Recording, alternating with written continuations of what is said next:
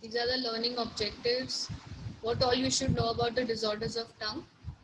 So coming to the major variations, the major variations include cleft tongue, lobed tongue, bi or tetrafurcated tongue. The cleft is on the wherein there is separation of the anterior two-third of the tongue by deep midlines or clefts. There is a syndrome called as the orofacial syndrome, which is characterized by ankylosing and multiple freni. There is Meckel syndrome, which is characterized by the cleft tongue.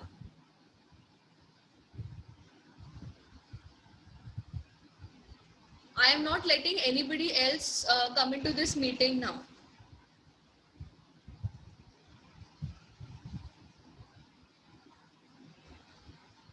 If anywhere I am not clear or the PPT goes away, please let me know. Okay? Yes, ma'am.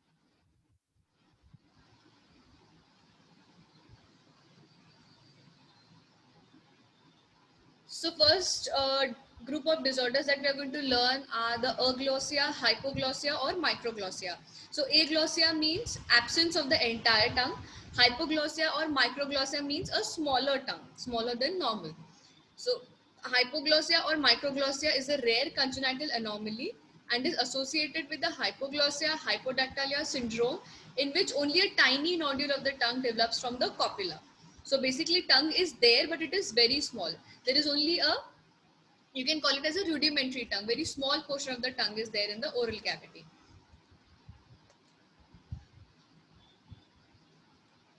So this hypoglossia may occur as an isolated disorder or as a part of hypoglossia hypodactylia syndrome, Pierre-Robin syndrome, cleft lip and palate, Mobius syndrome, that is congenital sixth and seventh nerve palsy. अगर obviously बात है, अगर patient को टंग नहीं है या बहुत छोटी टंग है, so patient will have difficulties in eating and talking. You can see here only a small, there is a very narrow arched palate in the first diagram, very narrow arched palate along with a cleft, single cleft, and the tongue is very small or rudimentary.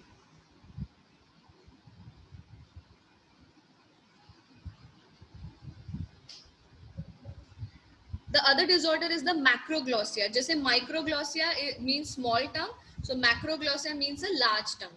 So it is a condition characterized by increase in the size of the tongue. It could be congenital, that means present since birth, or it could be secondary in type.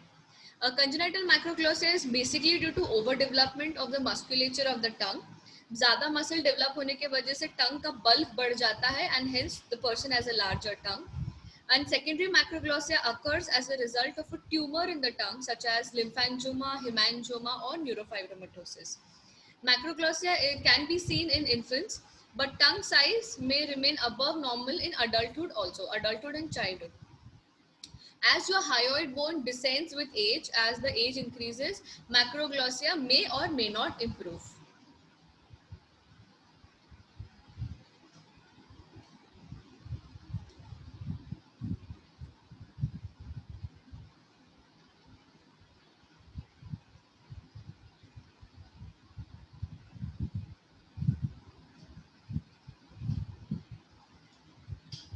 Now, etiology of macroglossia, that is a large tongue. It could be transient tongue enlargement due to angioedema, insect bite, hematoma, or abscesses. Persistent tongue enlargement because of certain tumors like hemangioma, lymphangioma, rhabdomyoma.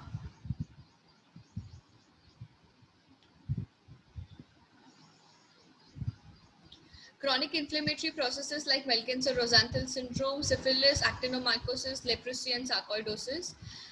Enlargement could be due to certain metabolic depositions like amyloidosis, lipid proteinosis, and mucopolysaccharidosis. Congenital malformations, as I told you, like trisomy 21, which we know as Down syndrome, Winchester syndrome, and Beckwith-Widman syndrome. And certain hormonal disorders can also cause macroglossia like acromegaly and hypothyroidism.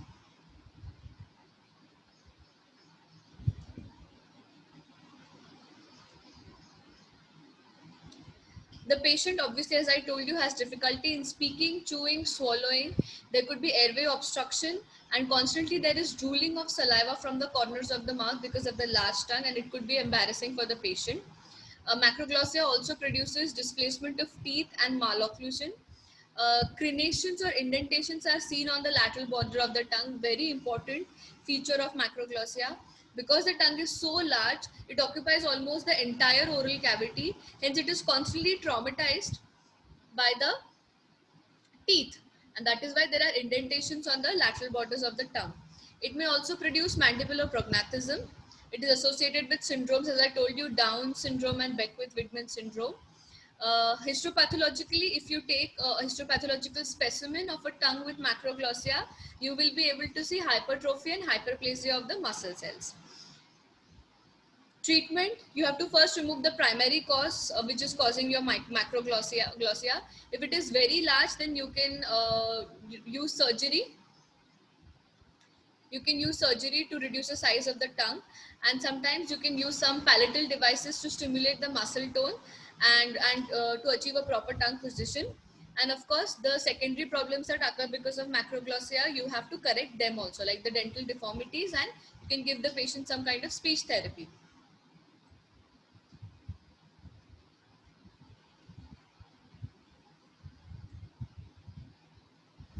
So now coming to your inherited, congenital and developmental anomalies. First, the major variations: congenital hematoma and dermoid cyst. So congenital hemangioma of the tongue may affect just a part of the tongue, or it may occupy the entire tongue, producing macroglossia. The color of the hemangioma is may vary from bluish purple to fiery red.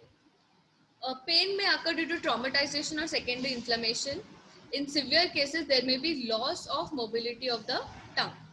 Bleeding, either spontaneously or due to mechanical irritation, might occur in cases of hemangioma. And if it starts bleeding, then it becomes a very serious problem, because hemangioma is a vascular disorder, is a vascular tumor. So once it starts bleeding, controlling the bleeding becomes very difficult.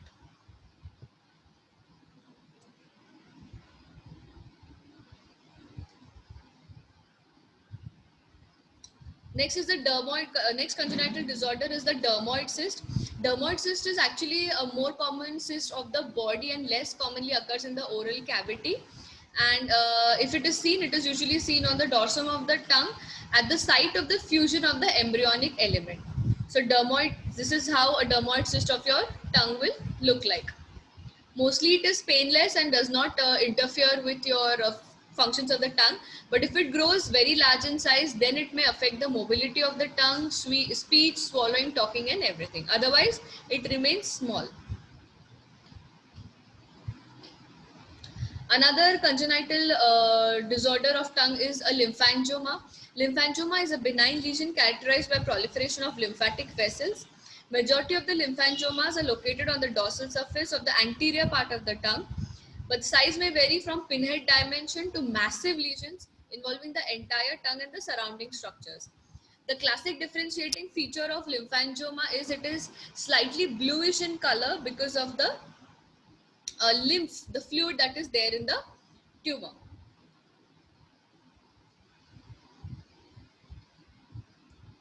Now, second group of disorders are the disorders of the lingual mucosa. So in that, these are the various headings under which we are going to study all these disorders. So first is the changes in the tongue papilla. Uske andar examples are geographic tongue and coated or hairy tongue. Then non-keratotic lesions like your oral thrush, white sponge nevus, and all the vesiculobullous lesions. Keratotic white lesions like your lichen planus and leukoplakia. Depapillation and atrophic lesions of the tongue, which may be caused due to chronic trauma, nutritional deficiencies, hematological abnormalities, medications, peripheral vascular disease, diabetes and chronic candidiasis, and tertiary syphilis, and interstitial glossitis. Pigmentations, ulcers, and infectious diseases as well. So first, starting with benign migratory glossitis, which is disorder of the papilla of the tongue. So benign migratory glossitis is also called as geographic tongue, erythema migrans, and wandering rash of the tongue. Etiology is basically unknown. Geographic tongue is also seen more frequently in people with psoriasis and in those with fissured tongue. Actually, it is thought to be as the oral counterpart of psoriasis. I hope you all know what is psoriasis. Psoriasis is a disorder of the skin which is characterized by white scaly patches on your entire body, and the oral counterpart is known as geographic tongue or benign migratory glossitis. It refers to irregular shaped reddish areas of depapillation and thinning of the dorsal tongue epithelium, which is usually surrounded by a narrow zone of regenerating papilla that is whiter than the surrounding tongue surface. The lesion usually occurs in about 1 to 3% of population, and females are more frequently affected than males with a ratio of 2:1.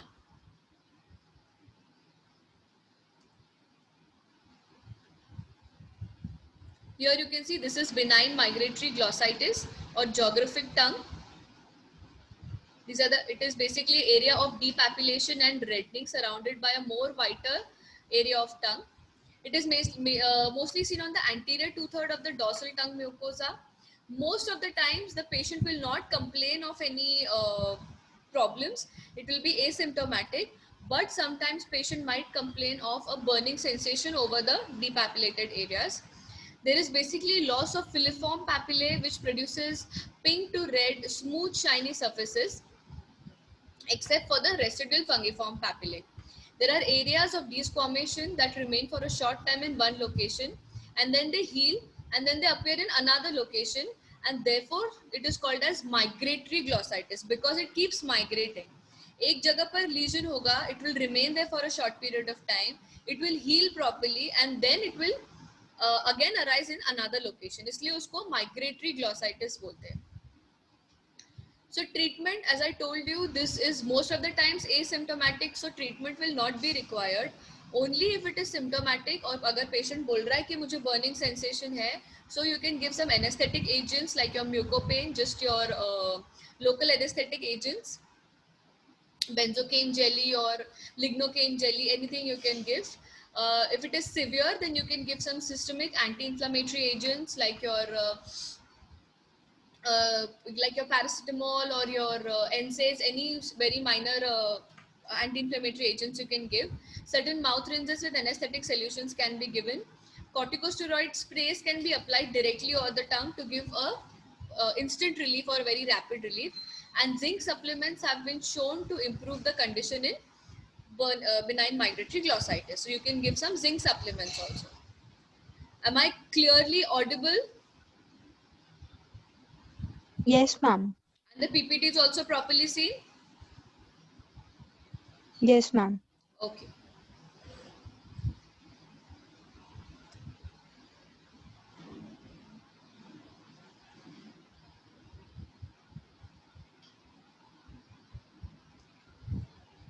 Now the next category of lesions was keratotic white lesions. Now keratotic white lesions मतलब जहाँ पे keratin deposition दिखता है. So I had given you the examples of oral thrush. Oral thrush मतलब candidiasis.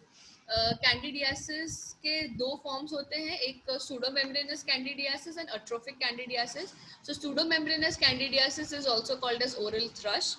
So it is most commonly it affects the dorsum of the tongue, but also may be seen on the lateral borders of the tongue. If you scrape this lesion with a wet gauze, the pseudomembrane layer will be removed off. That is the classic feature of this pseudomembranous candidiasis, and it appears curd-like or it appears like food debris. It is called thrush because it appears curd-like.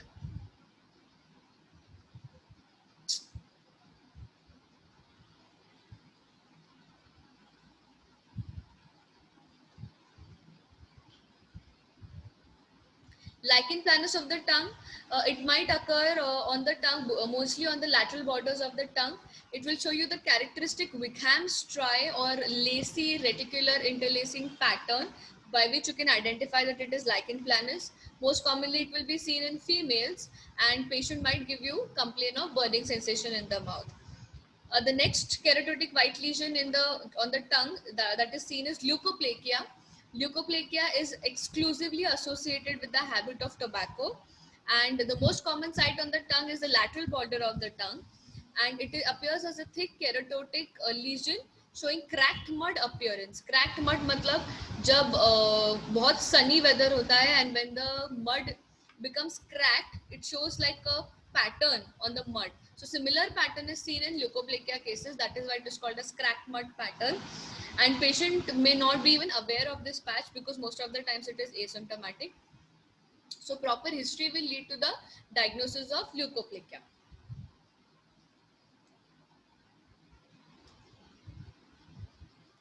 Now coming to the next category of diseases, which is the nutritional deficiencies and hematologic abnormalities.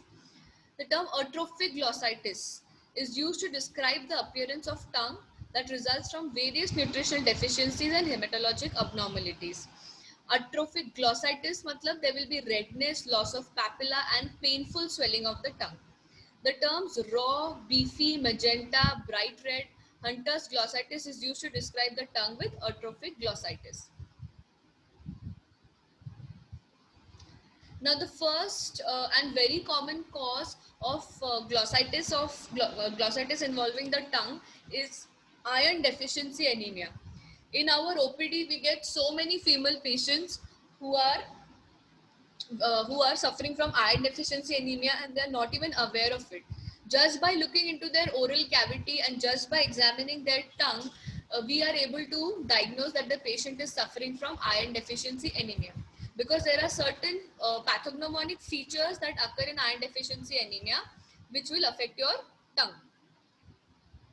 So what happens is there is atrophy of the tongue papilla.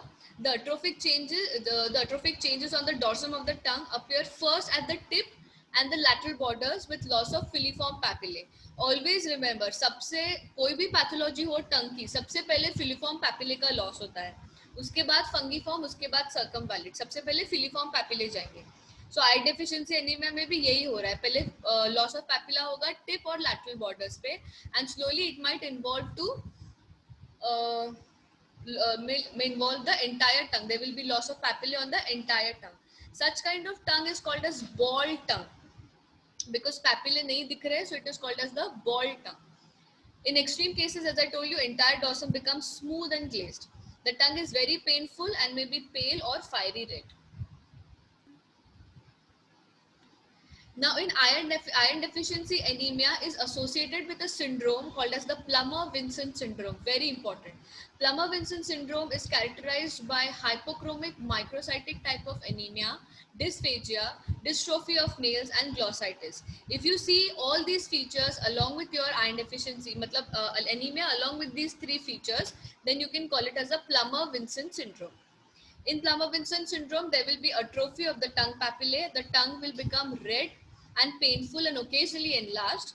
Fissuring of the tongue is also commonly seen.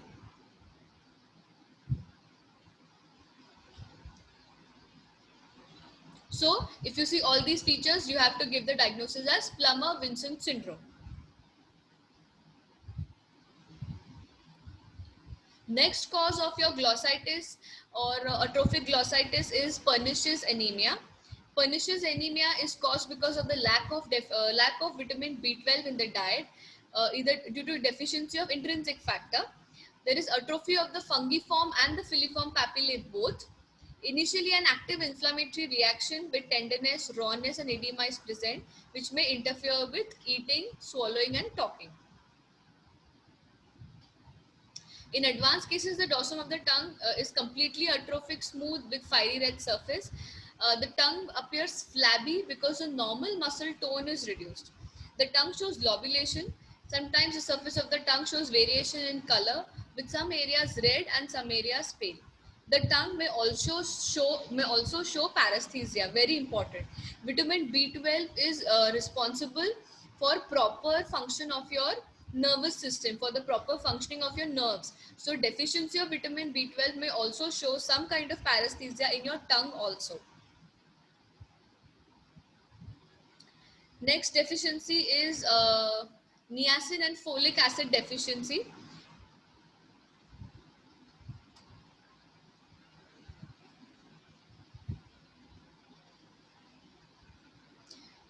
The tongue becomes fiery red and devoid of papillae. The filiform papillae disappear first, as I told you already, and the fungiform papillae become enlarged. In the early stage, only the tip and the margins of the tongue are swollen and become red. In the advanced stages, all the papillae are lost and the reddening becomes intense. The tongue is swollen and indentations of tongue are found on the lateral borders of the tongue.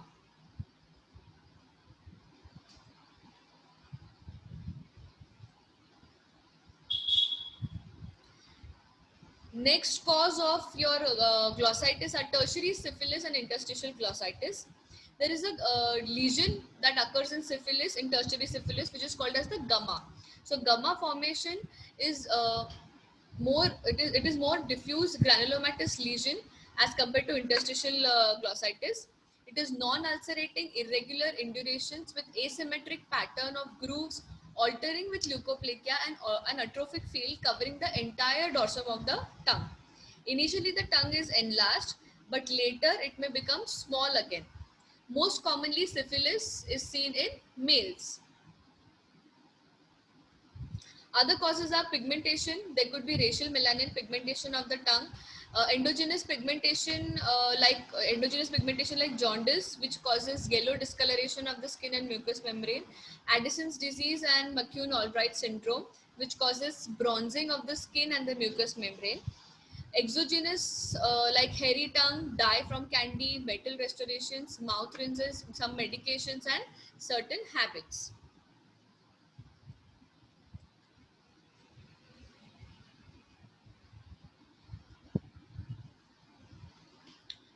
Next disease is ulcers and infectious diseases. Mechanical and chemical injuries caused by certain drugs may cause the glossitis of the tongue. There could malocclusion can cause the involvement of tongue. There could be overhanging restorations, epileptic seizures, certain fungal infections like blastomycosis, mucormycosis, cryptococcosis, and histoplasmosis, vesiculobilous diseases and immunological reactions like pemphigus, pemphigoid, erythema multiforme.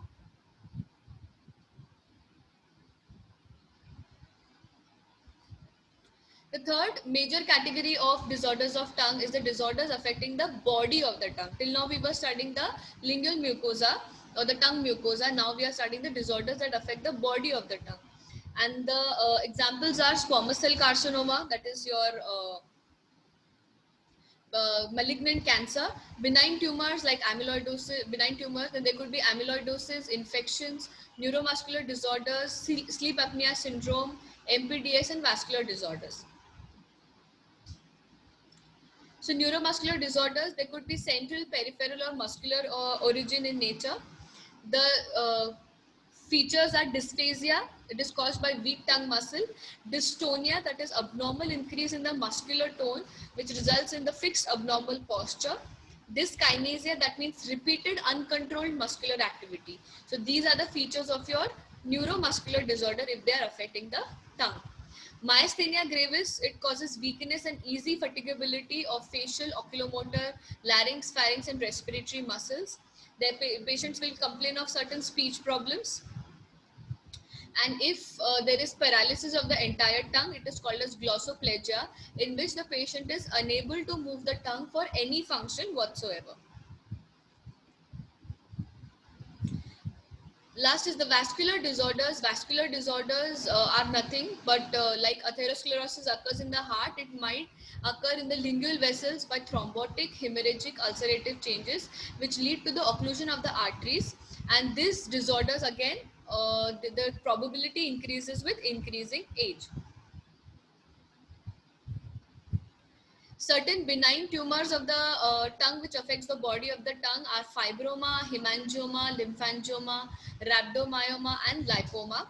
And malignant tumors like squamous cell carcinoma, verrucous carcinoma, malignant melanoma, and sarcoma. So this is your malignant tumor, squamous cell carcinoma of the tongue, and these are the benign tumors. Benign tumors are usually small, well demarcated, asymptomatic. So it is very easy to differentiate between a benign and a malignant tumor. So to summarize this lecture, there are various disorders that affect the body and the lingual mucosa of the tongue. Just to summarize, changes in the tongue papillae, non-keratotic lesions and keratotic white lesions, depapillation and atrophic lesions, उसके examples are tertiary syphilis, pigmentations, ulcers, amyloidosis, infections, neuromuscular disorders, MPDS, and vascular disorders.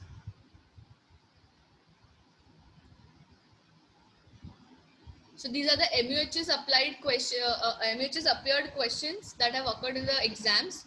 Geographic tongue, that is benign migratory glossitis, Plummer-Vinson syndrome, and macroglossia. So please read them from your books now. Please read them from Burkitt's 11th or 12th edition so that it remains fixed in your brain. Any doubts? Any doubts, anybody? Anybody has any doubt? You can please ask me.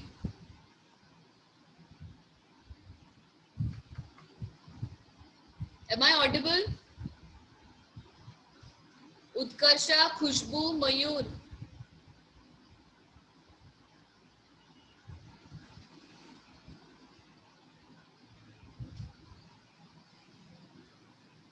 Am I audible? Yes, ma'am. Yes, ma'am. Yeah. So any doubt? Any doubt? हाँ ना No, कुछ तो बोलो.